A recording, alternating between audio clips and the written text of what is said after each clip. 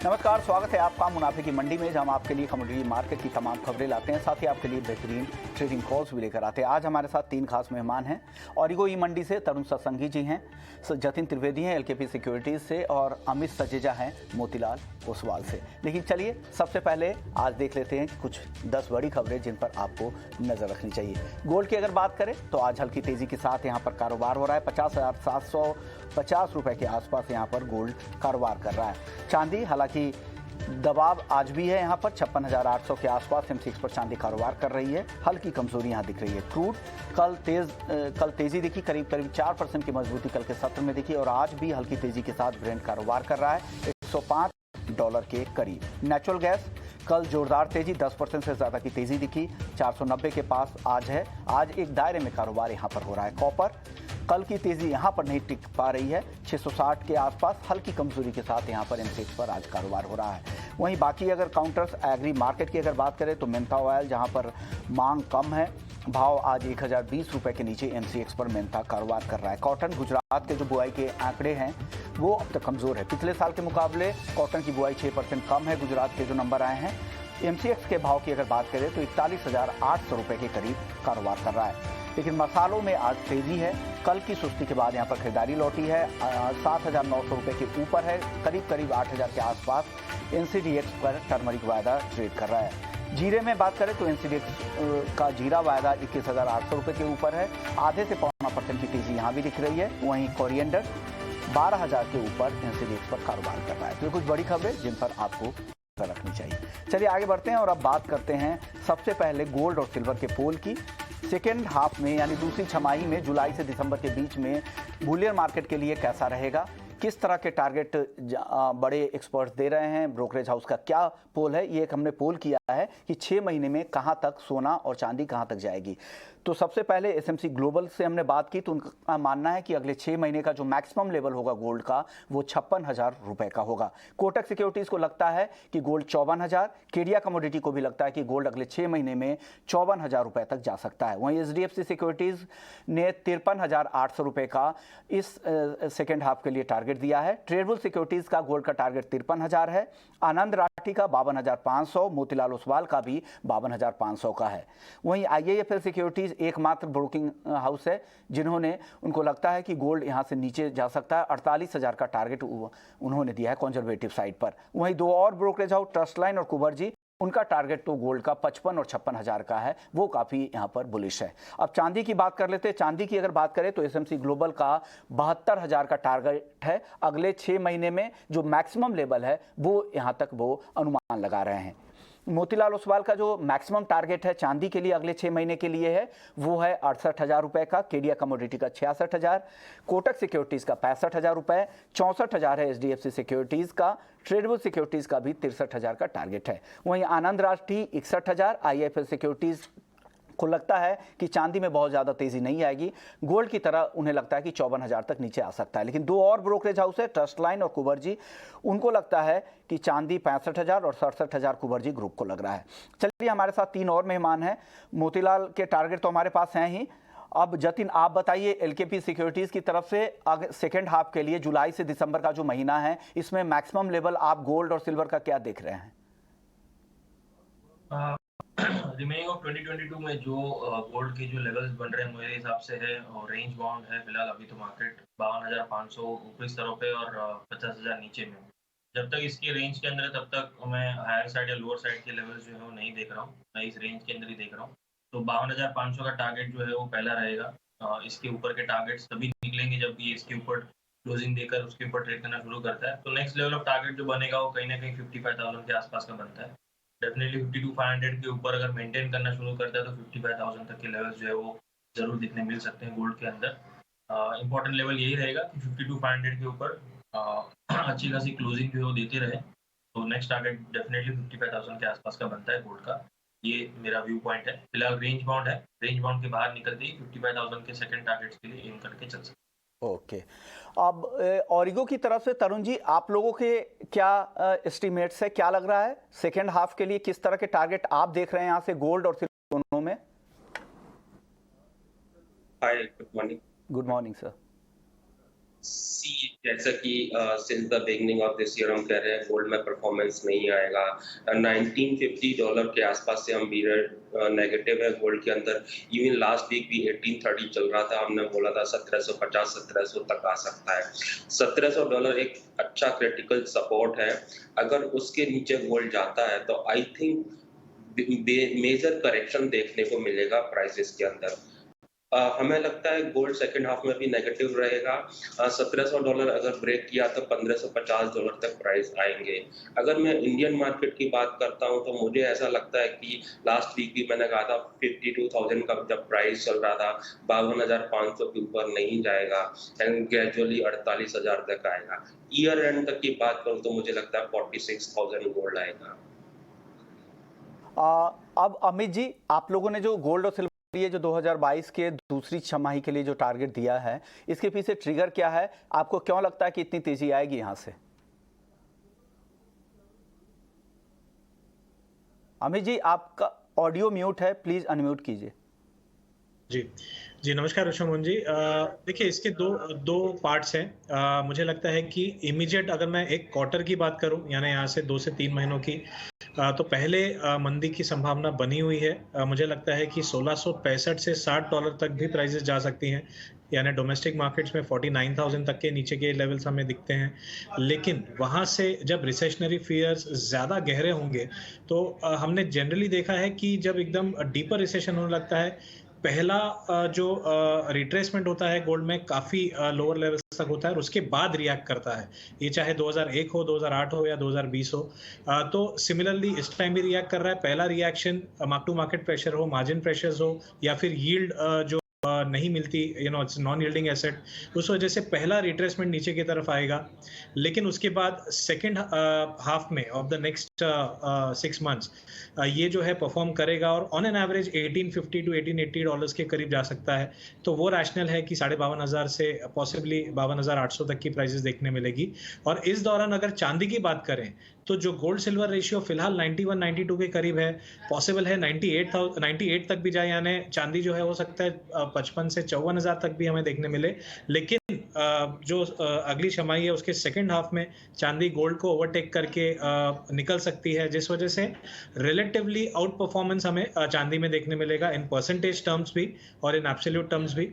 और ऐसा लगता है कि चांदी जो है वो एक बेटर परफॉर्मर की तरह उभर के आएगी गोल्ड के मुकाबले। चलिए, ये तो बात हुई अगले 6 महीने के लिए, पूरे साल के लिए, क्योंकि फेस्टिव सीजन से पहले लोग कैसे तैयारी करें, तो ये एक लंबा व्यू है। लेकिन अब आज के लिए जो ट्रेडर हैं उनके लिए क्या रणनीति है? जतिन, गोल्ड में क्या लग रहा है? 50,600 के आसपास है, आज हल्की तेजी दिख रही है। आज के ट्रेडर के लिए, 1-2 दिन के लिए, अगले हफ्ते की मंडे तक के लिए क्या सलाह दे रहे हैं ट्रेडर को आज आप? देखिए, मार्केट फिलहाल जो है वो गोल्ड सिल्वर का एक शॉर्ट टर्म पर्सपेक्टिव से देखने जाएंगे तो मंदी जो है वो सेलिंग जो है वो बनी हुई है। हायर लेवल से डेफिनेटली मार्केट जो है वो पार्टिसिपेट कर रहा है, सेलिंग की तरफ ज़्यादा रुझान है। बायर्स जो है वो अभी भी अवॉइड कर रहे हैं मार्केट को, जिस तरह से मार्केट के अंदर अभी भी डॉलर इंडेक्स को लेकर के एक स्कैरसिटी है कि लेवल्स जो है वो 2 डेकेड हाई पे चल रहे हैं। तो यहाँ पर कमोडिटी प्राइसेस पे प्रेशर जो है उसकी वजह से डेफिनेटली बना हुआ रह सकता है और भी।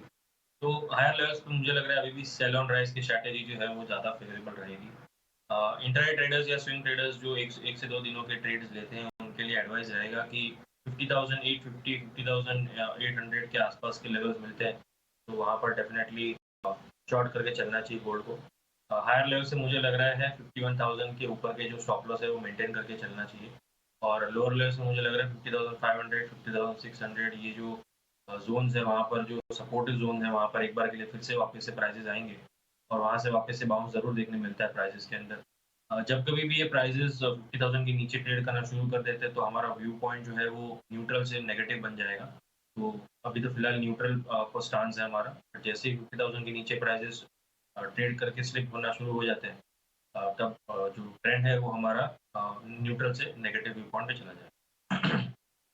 चलिए, अब आप बताइए अमित जी, अब आपको क्या लग रहा है? गोल्ड और सिल्वर तो काफी टूट गई, डे ट्रेडर के लिए क्या सलाह है? आज क्या करना चाहिए इनको? अमित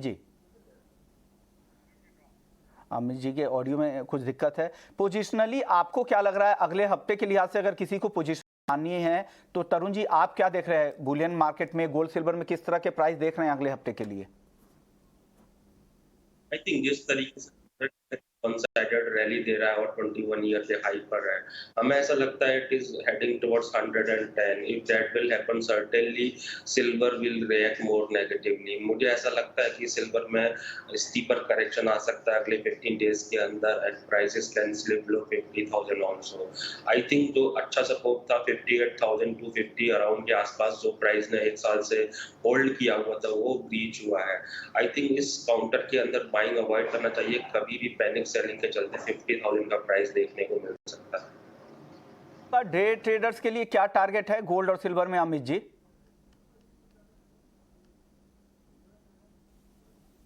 $56,500 से $56,300 तक वो हमें देखने मिलेंगे. लेकिन फिलहाल मैं, क्योंकि नॉन फार्म पेरोल डेटा है, कभी कभी इसमें काउंटर मूव्स देखने मिलते हैं, तो मैं 57,200 से 300 के करीब बिकवाली की सलाह दूंगा और 56,500 का इमीडिएट टारगेट होगा. वो भी अगर ब्रीच हो जाता है तो पॉसिबल है कि 55,700 तक के शॉर्ट टर्म लेवल देखने को मिल जाए. बात कर रहे थे कच्चे तेल की, कल शाम के सत्र में काफी अच्छी तेजी दिखी थी. अमित जी आपका टारगेट क्या है कच्चे तेल में, अगर किसी को आज ट्रेड करना है, और ऑप्शन के अंदर में कुछ है क्या रणनीति आपके पास? जी, मेरे हिसाब से शॉर्ट टर्म बेसिस 8,350 तक के स्तर देखने मिल सकते हैं, तो मैं 8,300 का कॉल लेने की सलाह देना चाहूंगा. करंट मार्केट से भी लिया जा सकता है और एवरेजिंग के लिए एक बार 8,120 से 30 के करीब जब फ्यूचर्स के प्राइसेस मिले वहां पर एवरेज किया जा सकता है 8350 के लक्ष्य के लिए. जतिन, क्रूड में आपको क्या लग रहा है, क्या करना चाहिए, और ऑप्शन में कोई है आपके पास कोई स्ट्रेटजी? क्रूड में फिलहाल जिस तरह से मार्केट जो रिएक्ट कर रहा है, जहाँ जो है मुझे लग रहा है थोड़ा अभी भी पॉजिटिविटी की तरफ जो है वो झुका हुआ है. कल के इवनिंग सेशन में जिस तरह से हमने प्राइसेस को एक शार्प रैली देखने मिला था, और आज सुबह भी हमने देखा एक शॉर्ट रैली जो है ऑलरेडी आ चुकी है उसके अंदर. लेकिन लेवल्स जो अभी भी रिस्पेक्ट कर रहे हैं, तो जब तक लेवल रिस्पेक्ट कर रहे हैं तब तक ट्रेंड को ही फॉलो करना चाहिए. तो मेरे हिसाब से 8120 8110 के आसपास के लेवल्स मिलते हैं तब फिर से बाय करने की सलाह दूंगा मैं.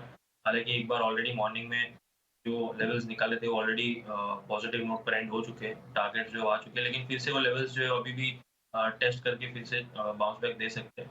तो स्ट्रिक्ट स्टॉप लॉस के साथ, वेरी स्ट्रिक्ट स्टॉप लॉस के साथ 8070 के स्टॉप लॉस के साथ क्रूड ऑयल के अंदर बाइंग की सलाह रहेगी मेरी इंट्राडे पर्पस से. हायर लेवल्स पे 8200 के पास टारगेट्स हैं मेरे, और वहीं पे फिर से शॉर्ट करने की भी सलाह है, क्योंकि मार्केट जो है वो अभी भी मैच्योर्ड है. यहाँ पर सेलर्स जो है वो फिर भी एक्टिव हैं हायर लेवल्स पे. तो मुझे लग रहा है दोनों साइड की ट्रेड्स जो बन रही है, जो भी लेवल्स पहले मिलते हैं वहाँ पर ट्रेड लीजिए. टारगेट्स के आसपास अगर मिल जाते हैं प्राइसेस तो वहाँ पर शॉर्ट कीजिए. लोअर लेवल से बाइंग भी कर सकते हैं विद स्ट्रिक्ट स्टॉप लॉस 8070 का. स्टॉप लॉस ट्रिगर हो जाता है तो वहाँ पर फिर से शॉर्ट सेलिंग करना है, क्योंकि मार्केट वॉलेटिलिटी जो है कंटिन्यू रखेगा. और लोअर लेवल्स पे अगर 8070 के नीचे स्लिप हो जाते हैं प्राइसेस, तो नेक्स्ट लेवल ऑफ जो टारगेट्स बनेंगे लोअर साइड पे वो रहेंगे 7950 7960. ओके, जो मौजूदा कॉल है एकदम ही करंट भाव पर है, 8120 का भाव है, उसी भाव पर आपको यहाँ पर खरीदना है. 8210 का पहला टारगेट है, इस टारगेट के साथ यहाँ पर ट्रेड कर सकते हैं. चलिए अब बात कर लेते हैं बेस मेटल्स की. कल जोरदार रिकवरी दिखी, चीन में राहत पैकेज की खबर के दम पर कल जबरदस्त तेजी दिखी, लेकिन आज वापस से फिर से दबाव ही दिख रहा है, या रेंज में कारोबार ज़्यादातर काउंटर्स में हो रहा है. कॉपर वापस से गिरना शुरू हो चुका है, कॉपर पर आपकी रिपोर्ट भी थी. अब उस रिपोर्ट से क्या निकल कर आ रहा है? करंट लेवल जो 655 है, इस आसपास में क्या करना चाहिए, कितनी गिरावट यहां से और देख रहे हैं आप तरुण जी? हमारा टारगेट था 660 के आसपास. यहाँ पर एक चीज और मैं सजेस्ट करना चाहूंगा, कॉपर के अंदर 625 काफी अच्छा सपोर्ट है. अगर उसके नीचे प्राइस क्लोज देंगे और सस्टेन करेंगे तो 2016 से जो कॉपर में बुल रन बना हुआ था वो लंबे समय के लिए एंड हो जाएगा. और इस वीक का लो देखते हैं तो 630 ही है और वहीं से प्राइस ने रिकवरी दी है. I think for the some time now हमको ऐसा लगता है कि कॉपर 625 से 685 के बीच में होवर करेगा एंड 685 के आसपास सेलिंग करना चाहिए. एंड अल्टीमेटली द मोमेंट 625 के नीचे प्राइस क्लोज होंगे, I think it will react more negatively and in such a case हो सकता है कि एक बिग करेक्शन फर्दर हम आते हुए देखें. यानी आपको ये रेंज ध्यान रखना है, ऊपर के रेंज में अगर आपको बेचकर जाना है तो 685 के आसपास जब यहाँ से बाउंस बैक करे उस लेवल के आसपास आप बेचने की सलाह दे रहे हैं. अमित जी, आपके पास बेस मेटल्स में आज क्या स्ट्रेटजी है और कौन से टॉप ट्रेड है आज के लिए? जी देखिए शॉर्ट टर्म बेसिस कॉपर में ही बिकवाली की सलाह है, हालांकि प्राइस अभी ऑलरेडी नीचे आ चुकी हैं। आइडियल लेवल्स जो हैं वो 662 663 के आसपास बनते हैं, अगर वहाँ उछाल मिलता है वहाँ पर बिकवाली कर सकते हैं। इमीडिएट सपोर्ट 653 है और उसके नीचे लगभग 648 तक प्राइसेस फिसल सकती हैं। जो 2 दिन में एक स्टीप शॉर्ट कवरिंग आई है, ये उसका रिट्रेसमेंट है, तो वो प्ले आउट किया जा सकता है। नितिन, आप भी कॉपर पर ही अपनी राय देंगे या कोई और भी मेटल है आपके पास? कॉपर ही सेल कॉल है एक्चुअली, क्योंकि जिस तरह से मार्केट रिएक्ट करता है तो कॉपर जो सबसे पहले लीड कर रहा है बेस मेटल्स के अंदर। तो कॉपर के अंदर डेफिनेटली सेल कॉल है, सेल ऑन राइज की स्ट्रैटेजी बनाकर रख सकते हैं। लेकिन क्योंकि मेरे सहयोगियों ने भी कॉपर के अंदर ही सेल कॉल दिया है, तो मैं दूसरी बेस मेटल्स के ऊपर भी कॉन्सेंट्रेट कर लेता हूँ, ताकि हमारे जो दर्शक हैं जो हमें देख रहे हैं उनको अन्य बेस मेटल में भी व्यू पॉइंट मिल जाए। तो 287 278 के आसपास जिंक के प्राइसेस मिलते हैं, मतलब 50 पैसे ऊपर यहाँ से मिल जाते हैं, तो वहाँ पर शॉर्ट करने की सलाह दे रहा हूँ मैं, लाइव मार्केट कॉल दे रहा हूँ। 278 के आसपास प्राइसेस मिलते हैं, तो वहाँ पर जिंक शॉर्ट करें 281.20 के स्टॉप लॉस के साथ में। और लोअर लेवल से फिर से मुझे लग रहा है 275 274 के लेवल जो टेस्ट करने जा सकते हैं इंट्राडे में। तो जिंक के अंदर भी एक शॉर्ट कॉल जो है वो फ्रेश ट्रेड दे रहा हूँ मैं, और कॉपर के अंदर सेल कॉल जो है वो मेंटेन है। की कॉल, ये सेल कॉल है। 661 पर आपको यहाँ पर कॉपर बेचना है, 652 के टारगेट के लिए 667 का यहाँ पर स्टॉप लॉस लगाना है। सेल कॉल आ रही है तीनों ही जानकारों की तरफ से, लेवल अलग अलग है लेकिन सेल पोजीशन ही आपको यहाँ पर बनाकर चलना है। और जिंक एक दूसरी कॉल है जतिन जी की तरफ से। चलिए अब बात कर लेते हैं एग्री मार्केट की। एग्री मार्केट में आज ग्वार में वापस से खरीदारी दिख रही है। तरुण जी, क्या लग रहा है? ग्वार में मॉनसून की रफ्तार भी अच्छी है, उसके बाद भी यहाँ पर तेजी आनी शुरू हो चुकी है। राजस्थान में तो जो बारिश के जो आंकड़े आ रहे हैं वो तो बेहतर अब धीरे धीरे आ रहे हैं, उसके बाद भी क्यों ग्वार तेज हो रहा है, या गिरावट बहुत ज़्यादा आ चुकी है इस वजह से निचले स्तरों पर खरीदारी है? क्या लग रहा है ग्वार में? I think market looks like 65 current market price तक, और आई थिंक हमको ऐसा लगता है डेड कैट बाउंस है, 200-250 रुपए का जंप आएगा, अगेन सेलिंग देखने को मिलेगा and crop is progressing favourably. तो अल्टीमेटली हमारे जो ग्वार के नंबर होंगे वो बेटर देन लास्ट ईयर होने के चांसेस है। सो अल्टीमेटली वी बिलीव कि आने वाले टाइम में ग्वार सीड का प्राइस 4800 से 4600 के बीच में आएगा। ओके अमित जी, ग्वार को लेकर आपका आउटलुक क्या है? क्या लग रहा है ग्वार में यहाँ से? जी मुझे लग रहा है कि शॉर्ट कवरिंग फिलहाल जारी है मार्केट में, जो इसे 5350 से 5400 तक भी लेके जा सकती है। सिमिलरली ग्वार गम में मेरा मानना है कि 10,100 से 200 तक के स्तर भी शॉर्ट टर्म में देखने मिलेंगे। हालांकि मैं भी इस चीज़ से सहमत हूं कि जो ओवरऑल अपसाइड होगा वो लिमिटेड होगा, लेकिन अगर 3 या 4 सेशन की बात की जाए तो एक शॉर्ट कवरिंग मूव जारी रहेगा। यानी शॉर्ट कवरिंग की यहाँ पर तेजी आ रही है। चलिए अब बात कर लेते हैं कुछ और एग्री काउंटर की, कॉटन और कॉटन केक। तरुण जी, क्या लग रहा है? कॉटन केक कल 4% लोअर सर्किट पे बंद हुआ, इतनी गिरावट आ चुकी है, क्या सीजनल इफेक्ट है या कॉटन में जो गिरावट आई है उसका ज्यादा असर कॉटन केक पर ही हो रहा है? देखिए, मैंने कमोडिटी है, समर के अंदर अच्छा डिमांड होता है। रेनी सीजन के बाद में जो कैटल है वो बेसिकली ग्रीनरी पर शिफ्ट कर जाते हैं, तो नॉर्मली इस सीजन में टॉपिश फॉर्मेशन होता है। And I am again reiterating my view कि आने वाले टाइम में 2200 से 2000 का प्राइस मिलेगा कॉटन सीड ऑयल केक का। और नो डाउट जिस तरीके से मॉनसून का प्रोग्रेस हो रहा है प्रोड्यूसिंग बेल्ट में, जिसका हमने प्रेशर आते हुए देखा है कॉटन के प्राइसेस पर, तो that is also impacting the prices of cotton seed oil cake. चलिए अब कॉटन केक के बाद मसालों की बात कर लेते हैं। मसालों में भी आज ठीक ठाक खरीदारी दिख रही है, 7,900 रुपये के ऊपर 1.25% की तेजी टर्मरिक में दिख रही है। जीरा करीब 0.5% की तेजी है, 21,800 के आसपास। कोरिएंडर 12,100 रुपये के ऊपर है, 1.5% की तेजी है। मसालों पर आपका आउटलुक क्या है तरुण जी? कोरिएंडर अच्छा ब्रेकआउट दिया है, ऐसा लगता है ग्रेजुअली 13,500 तक प्राइस देखने को मिलेंगे। एंड लेगर्ड रहेगा टर्मरिक, आई थिंक 100-200 रुपए बढ़ सकते हैं, लेकिन consolidation will continue in this counter. And अगर बात करते हैं जीरा की, नो डाउट रिसेंटली इसमें भी गेन्स आए हैं, बट आई थिंक अभी भी दारे का कारोबार है। It has to sustain above 24,000। अगर ऐसा नहीं होगा, in such a case once again gradually 21,000 के आसपास प्राइस देखने को मिलेंगे। सो अल्टीमेटली जीरा के अंदर हम तेजी देख सकते हैं, बट दायरे का कारोबार है इसमें। ओके, अमित जी आपकी तरफ से एग्री में कोई और पिक, मसालों में कुछ लग रहा है कि यहाँ से कोई और तेजी दिखा सकता है? कौन सा काउंटर चुनेंगे आप आज?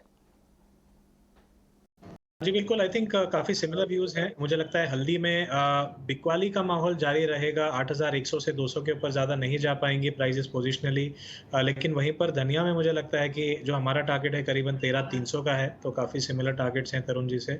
और मैं जीरे में कहना चाहूँगा कि फिलहाल एक रेंज रहेगी 22,200 से 20,800, लेकिन पोजिशनली कहीं ना कहीं 23,500 से 24,000 तक जाते हुए दिखे। हालांकि इस व्यू को पैन आउट होने के लिए 1 से 1.5 महीने का समय लग सकता है। चलिए, शुक्रिया अमित जी आपका, तरुण जी आपका और जतिन आपका। आप लोगों ने वक्त निकाला, पूरे ही कमोडिटी मार्केट का आउटलुक समझाया और बेहतरीन ट्रेडिंग कॉल्स भी दिए। लेकिन चलिए, आज हमारे साथ एक खास मेहमान भी हैं, सुधांशु पांडे साहब हैं, खाद्य सचिव है। उनसे बात कर लेते हैं कि क्या है स्थिति, ग्रेन की पोजीशन क्या है, किस तरह के स्टोरेज है देश में।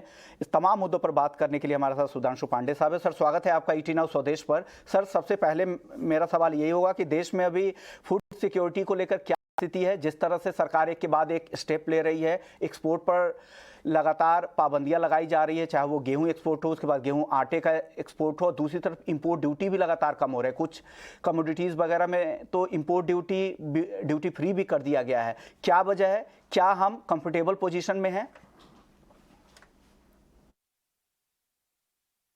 विश्व स्तर पे अगर आप देखें तो आज खाद्य सुरक्षा का मुद्दा जो है बहुत गंभीर बन गया है। और जो IMF की रिपोर्ट है, जो FAO की रिपोर्ट है, WFP की रिपोर्ट्स हैं, वो इंडिकेट करती हैं कि एक बहुत बड़ी संख्या जो है विश्व में अलग अलग देशों में वो इस समय जूझ रही है खाद्य पदार्थों की कमी की वजह से।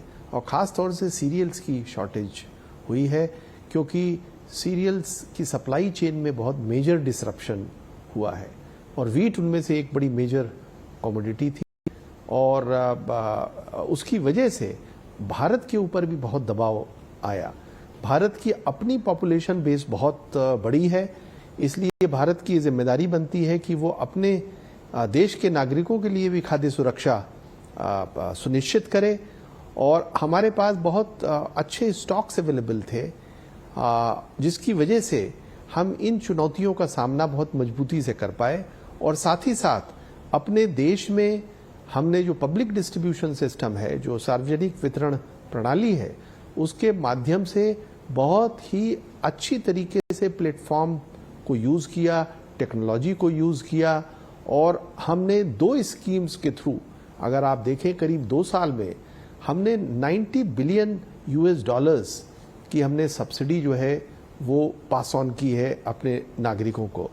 और साथ ही साथ करीब करीब 2 दर्जन देशों में हमने वीट सप्लाई किया, इस समस्या के बावजूद, जिसको विश्व ने सराहा। कुछ जगह पर यह गलतफहमी थी कि भारत ने गेहूं के ऊपर कुछ प्रतिबंध लगाया है, तो हमने ये बिल्कुल वाज़ा कर दिया कि ये एक्चुअली प्रतिबंध नहीं है।